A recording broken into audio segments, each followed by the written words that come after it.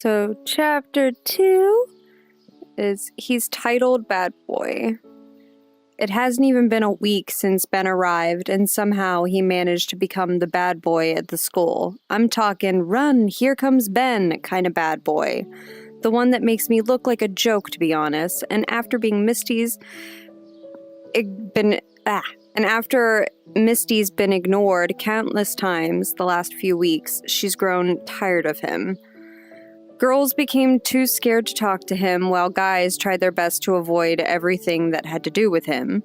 It pretty much started when Vince's friend Marcus had stated something to Ben. No one really knows what he said, but all they know is that he ended up in the hospital with 12 broken bones. I decided this school can belong to him. My face was way too important to me. Only thing is that he won't be making me look or feel stupid. I won't have that. I'm still holding my ground as top of the damn school. Walking to first period, I took my seat with Misty, who was ranting about her hookup with the best baseball player in school, Jesse Mathers. Sure, he was cute, but he was such an immature boy. I guess maturity of the mind doesn't matter when the guy's got a baseball player's ass and a cock the size of a baseball bat. Misty's over-exaggerated way of saying it's big. I don't do sporty guys. I like my men educated, built, and with a desire to flaunt me off. Too cheesy? Too dreamy? And his body, she moaned. It's amazing. She rambled on, talking about how his thick legs are all muscle. Ben walked in and took his seat behind me, looking to Misty as she went on in complete detail about her night. Spread me and just dove right in. Lana, I've never been eaten out that way. He was just, it was euphoric, she said, shutting her eyes and thinking back on it. Poor stupid girl. This is why I don't trust guys, because he'll sleep with her and leave her. Not that she cares. More or less, she slept with him just to cross him off her list. She isn't a virgin, so it won't be something big. I, on the other hand, am a virgin, an extreme virgin. I've never kissed anyone before. I'm such a virgin, I don't wear tampons, mostly because I can't seem to put them in. Yeah, it's more embarrassing than it sounds, and honestly, not something I like to think about. Sure, I'm a hiring, dirty-minded girl, but that's all it is, thinking. When I first told Misty, she didn't believe me, and she said I was too pretty to be a virgin. I just have a lot of big plans for myself. These high school boys aren't worthy of my virginity. Oh, it crashed. Yeah. I went bloop, I'm in blue. There I am. Nope, not that button. What world am I trying to get into? I can't see them.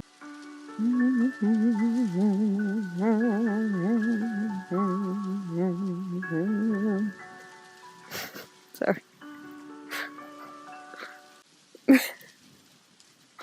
I was messing with the music and interpreting my hands because I don't know how my body movements work in this thing. Like, it doesn't really register, like, obviously, like, super well. Poor stupid girl. This is why I don't trust guys, because he'll sleep with her and leave her. Not that she cares. More or less, she slept with him just to cross him off her list.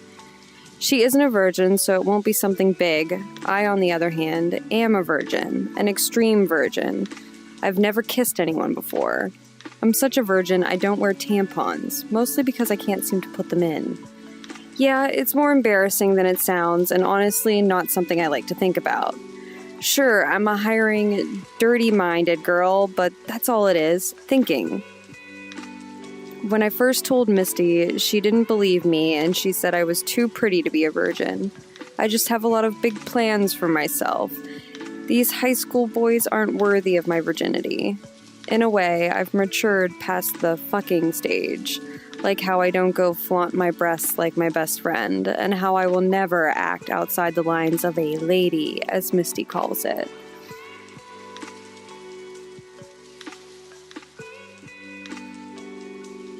Go away. What did I do?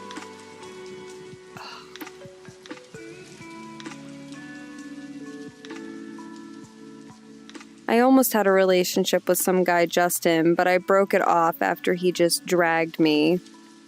Why is this? Come on, give me eyeballs. You bitch, why you gotta be this way? Do I have to switch hands again? I have to switch hands again. Okay.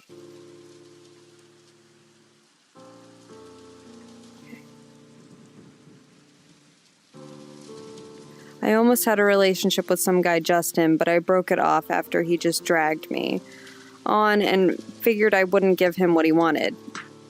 That sounds so messed up. Hold on. I almost had a relationship with some guy, Justin, but I broke it off after he just strung me along. Okay, that's better. I almost had a relationship with some guy, Justin, but I broke it off after he just strung me along and then figured I wouldn't give him what he wanted. Then after he replaced me very quickly, I decided guys only want sex. I do like to flirt, though. Where's Vince? Mrs. Phillips asked me, staring at his empty seat. I shrugged. I think he either went to visit his friend at the hospital or he's attempting to get a lay in the back of his car, I said, cringing. Mrs. Phillips blushed and eyed the empty desk and scowled at me in disgust. I'm just as disgusted. You're not alone there. She scolded me. That was very uncalled for, Miss Panther. I cocked an eyebrow as Misty laughed, my curiosity wandering as she continued to eye the guy behind me. It may have been uncalled for, but it was also the truth, Misty spoke through her fits of laughter.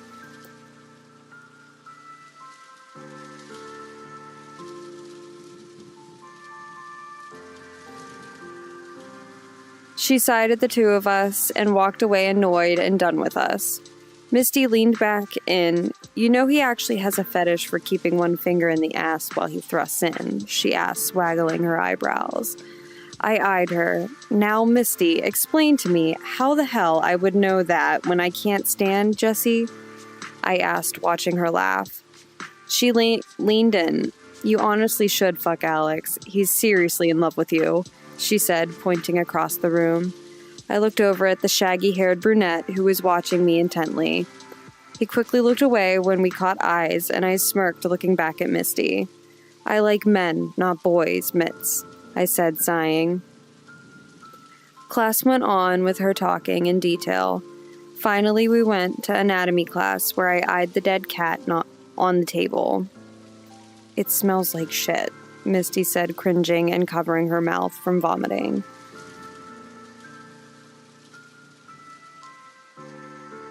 I eyed her watch. Put your watch away, I said, giving her a threatening stare. She sighed and took it off, tossing it in her bag and then handing us both hair ties. I pulled my hair into a messy bun, staring down at the bagged cat. Ben was getting the scalpel and tweezers along with all the other crap we needed to use. As he placed them down, I pulled on gloves and a mask, slipping my white apron and opening the bag. The chemicals filling the room and smelling absolutely horrid. I think I'm going vegetarian, Misty said, cringing. I laughed. You can't. You swallow cock too much, I responded, watching her scowl and push my shoulder. Looking up at Ben, he let out a small sound that sounded like a laugh. His mask covering his face, though. I lifted the cat, placing it on the dissection tray, and stared at Misty, who began reading the directions out loud. As I began cutting the cat, I had Ben clip back the flesh to keep it out of my way. Running the scalpel over the cat's muscle tissue, I stared at Ben, and he pulled it back with the pliers, clipping it back. Drill the bones, she said, eyeing the little drill saw. I placed the scalpel down and pulled the drill out, turning it on, leaning in, sawing the bones in a perfect box. You are so freakishly good at this, Lana. It's almost like you've done this before, Misty said, laughing. I smirked and pulled the bones out, placing them on the table and turning the drill saw off.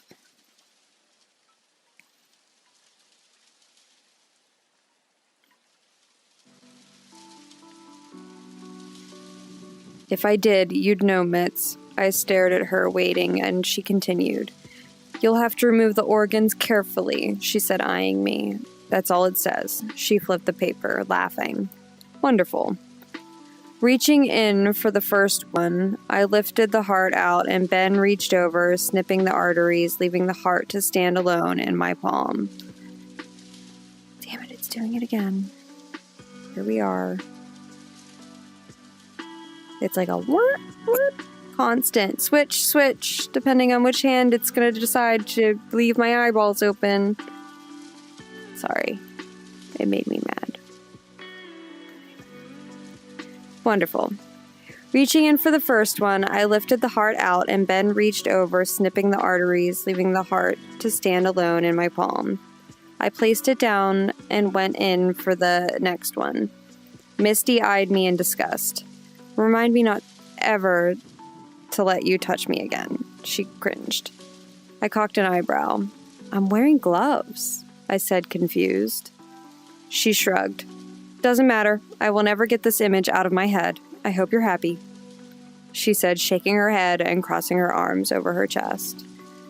I gestured to the small toothpicks with blank white paper at the tips. Begin labeling, I said, watching her write all the organs listed on the paper.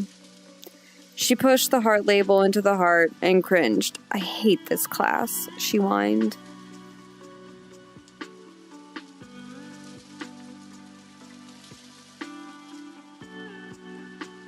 Stop being such a crybaby, I said, pulling the stomach out carefully. Ben went to cut, but I shook my head. Hand name 2 of the little rubber bands. The last thing we want is its stomach fluids and crap spilling everywhere, I said, watching him nod and hand me the rubber bands. I placed the stomach into his hands and pinched the ends of the stomach, putting rubber bands at the ends. I cut the 2 ends and then we placed the stomach down. Don't poke it, just put the toothpick beside it, I said to Misty, who nodded. Reaching back in, I got out the lungs, but had to cut them out from inside. The sound of a girl screaming caught my attention, and I ran the scalpel over my hand. Fuck, I muttered, pulling my hand out and eyeing the blood.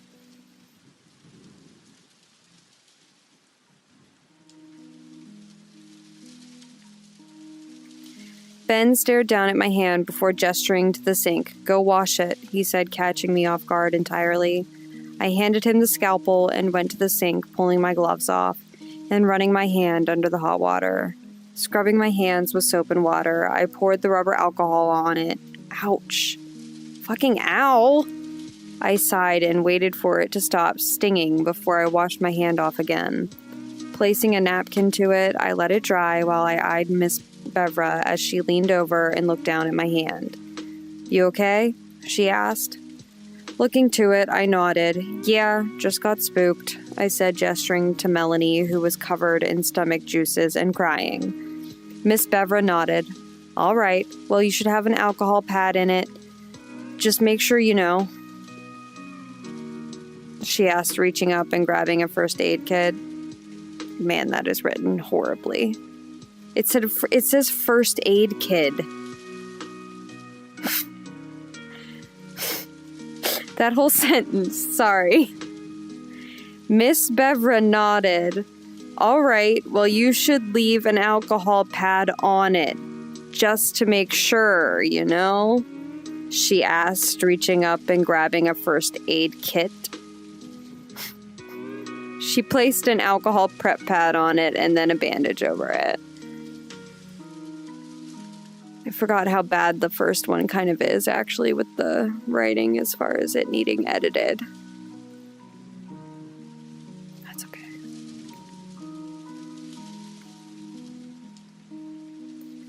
I headed back to my group, pulling on a new pair of gloves. When I got back, most of the organs had been cut out and placed on the tray. Misty was smiling at Ben flirting. I honestly can't leave her alone for longer than 5 minutes.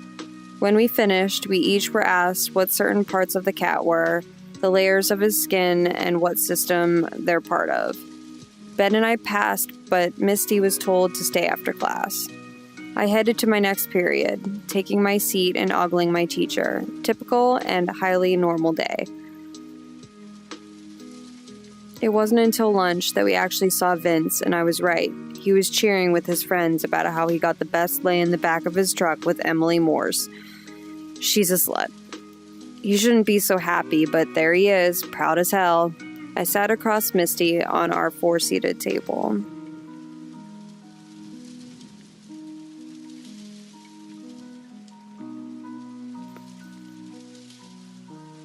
Our friendship never extended out to more than just us two, mostly because she's possessive and easily gets jealous of anyone taking my attention away, while I just have trust issues. I'm just saying, if he would admit he did it, then maybe people would see him as a truthful jackass. Still a jackass, but at least an honest one, Misty said, talking about Ryan. She's just pissed because he stopped us in the hall to ask me if I was free Friday. I said no, and that I'd never be free. My eyes ran over the cafeteria, and I eyed the boy sitting alone, a burger in his hands, and his focus on the person he talked to on the phone. Whoever it was, he seemed annoyed with them, as if he wasn't annoyed with everyone else. I just can't believe the nerve of him. Asking my Lana if he could, if he should, if she would. Who the hell does he think he is? She asked, taking an aggravated bite of her Chinese food. I bit it into my pizza, my eyes still lingering over Ben. I couldn't help but wonder if he was secretly a psychopath or a sociopath. As his eyes matched mine, he gave me a deep glare that was mixed with annoyance and anger.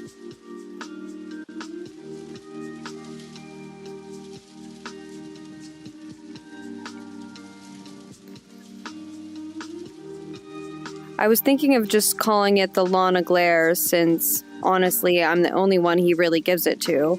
I've noticed other people get regular glares, just normal ones, and I get these ones that are almost taunting. Looking to Misty, I rolled my eyes at her anger. Don't get so worked up. It's not like I'm going to do anything with the scumbag, I said, watching her cool down a bit. Finishing the last bite of my pizza, as she finished talking about all the diseases I'd probably get from my cut, I eyed her, annoyed. We stood, taking our trays to the trash, my focus stuck on Misty, who was giving statistics. She pulled from her ass. 73% of cats hold extreme diseases like AIDS, she said, nodding.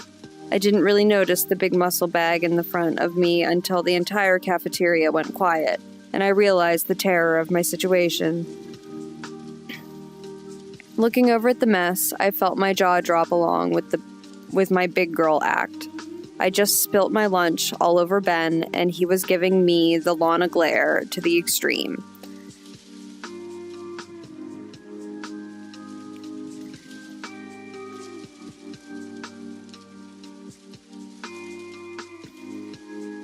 My foot.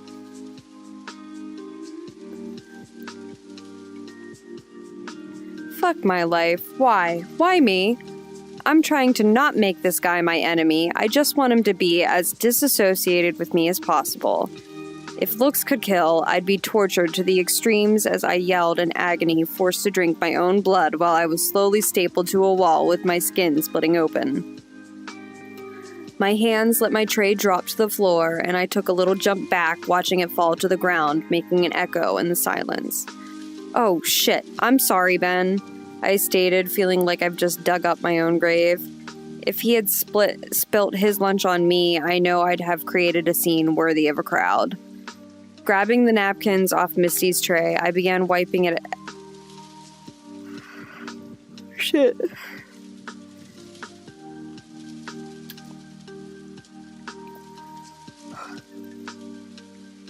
Grabbing the napkins off Misty's tray, I began wiping at it to clear off the food stains on his dark blue jacket. His strong, defined body stiffened as I placed one hand on his lower back while the other tried to wipe off the mustard from my stupid fries. Why'd I even eat fries?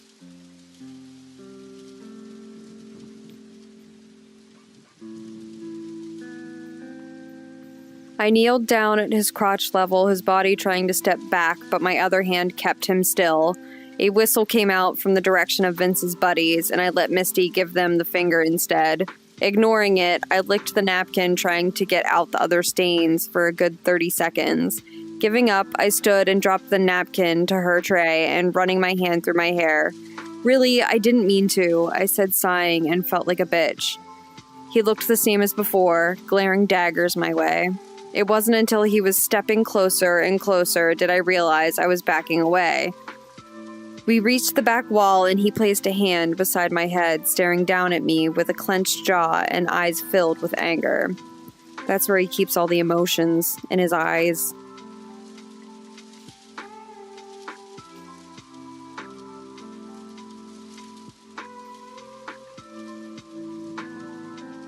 Dang it.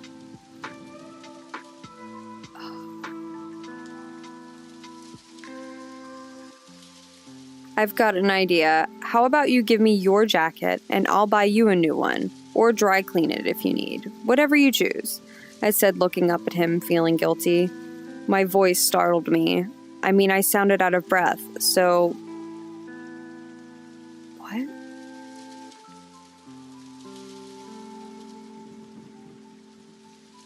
I don't know what word this is supposed to be because it's like starred out. It's like a swear word, but it's like starred out. And I don't know which one it's supposed to be because the only S word that I know is like shit and shitty and slut. What other S words are there?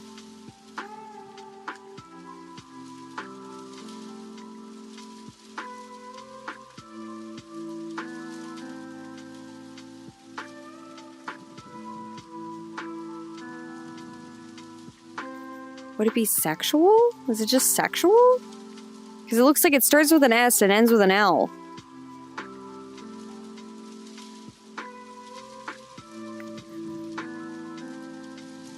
Maybe. Maybe. My voice startled me. I mean, I sounded out of breath. So sexual, too. And if I could sound more powerful and calm, I'd be a queen. He stepped back after a few minutes, and to my surprise, he began pulling the jacket off, his perfectly annoying nice muscles. I focused on the floor, and once his jacket was off, I looked back up to find him handing it to me. Taking it, he eyed me up and down. Next time, watch where you walk. Those were his last words as he walked out the cafeteria, leaving everyone to gape and blink like fish out of water. Misty stood beside me, looking down at the shirt.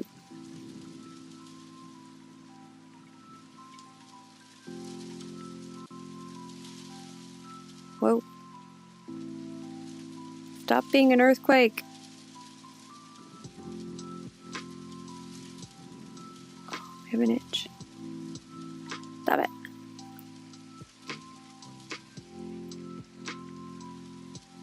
It's freaking out.